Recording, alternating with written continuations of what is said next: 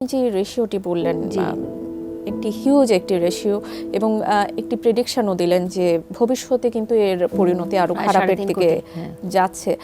অনেকের মধ্যে ধারণা আছে ক্যান্সার একটি ছোঁয়াচে রোগ, অনেকের মধ্যে ধারণা আছে ক্যান্সারের চিকিৎসা করে কোনো লাভ নেই। প্রতিটা রোগীর যে আলাদা আলাদা গল্প আছে, এই গল্পগুলোর সমন্বয়েই কিন্তু আমাদের চিকিৎসা ব্যবস্থাকে আরও উন্নত করতে হবে।